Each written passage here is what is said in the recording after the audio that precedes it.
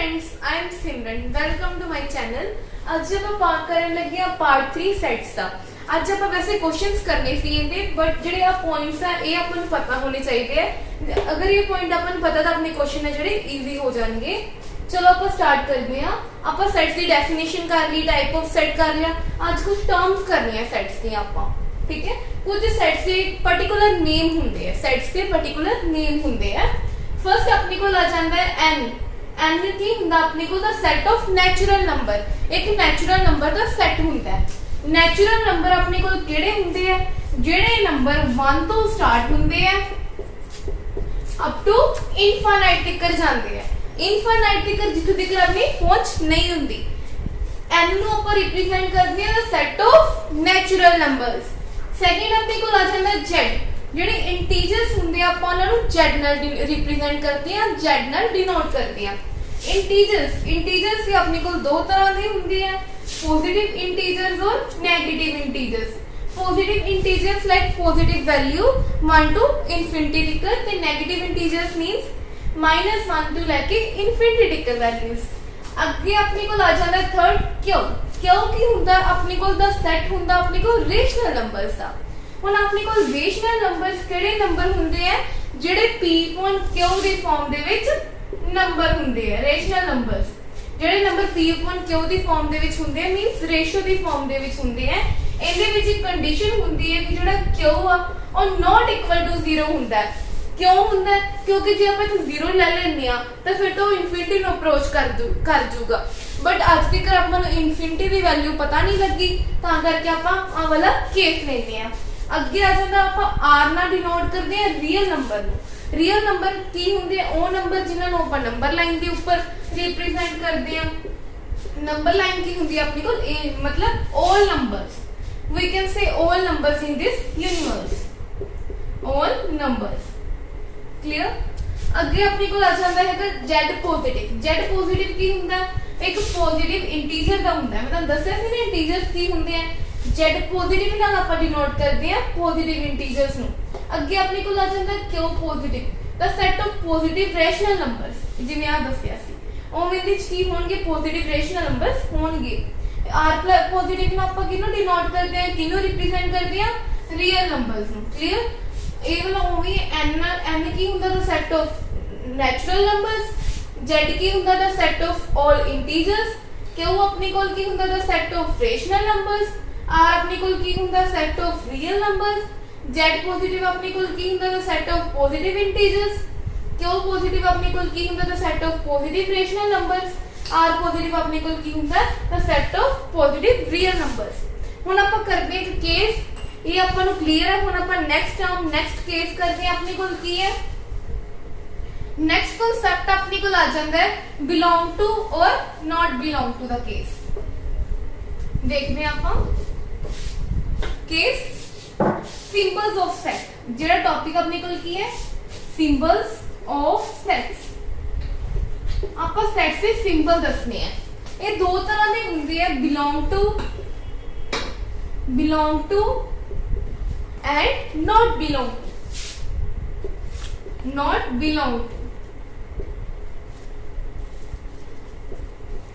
Belong to ਨੂੰ ਆਪਾਂ represent ਕਰਦੇ ਆ ਇਹ ਵਾਲੇ e ਵਾਲੇ ਸਾਈਨ ਨਾਲ।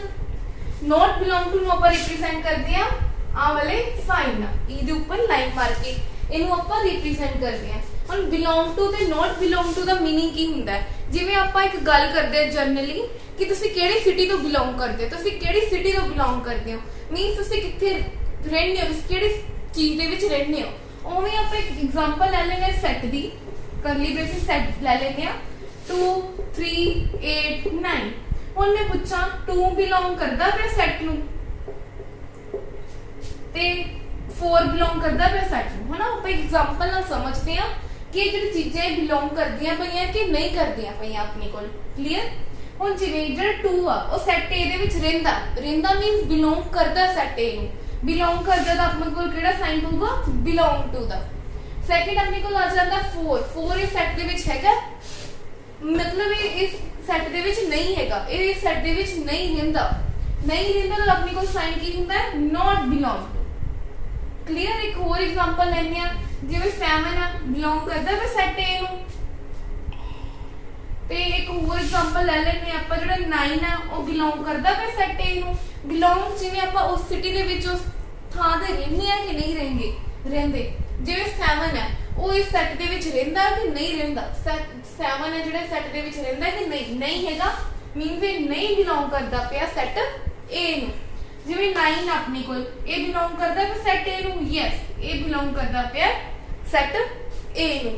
ਹੁਣ ਆਪਾਂ ਕਰਦੇ ਹਾਂਗਾ ਇਸ ਦੇ ਨਾਲ ਮਿਲਦੇ ਜੁਲਦੇ ਸਿੰਬਲਸ ਆਫ ਸੈਟ ਦੇ ਨਾਲ ਮਿਲਦੇ ਜੁਲਦੇ ਕੁਐਸਚਨਸ ਕਰਦੇ ਹਾਂ ਆਪਾਂ। देखो क्वेश्चन करते हैं ਆਪਾਂ।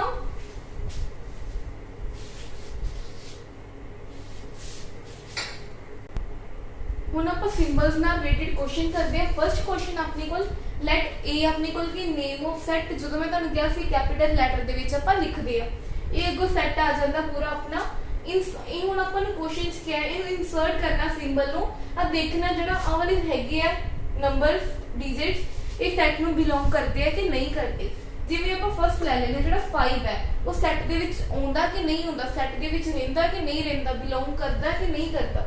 ਹੁਣ ਜਿਹੜਾ 5 ਹੈ ਉਹ ਸੈਟ A ਦੇ ਵਿੱਚ ਹੈਗਾ ਕਿ ਨਹੀਂ ਹੈਗਾ, ਮੀਨਸ ਉਹ ਬਿਲੋਂਗ ਕਰਦਾ ਪਿਆ ਸੈਟ A ਨੂੰ, ਹਨਾ।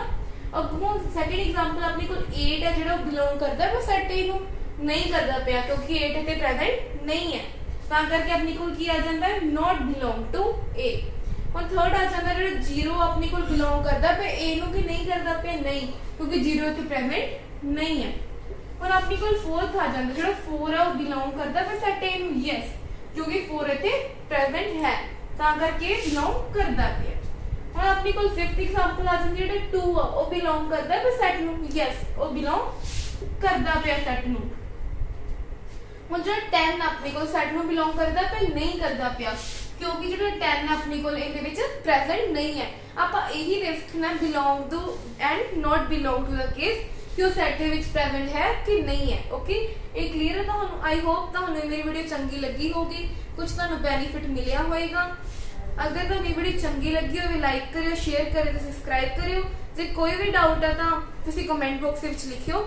Thanks for watching. Thank you. ਸਤਿ ਸ਼੍ਰੀ ਅਕਾਲ।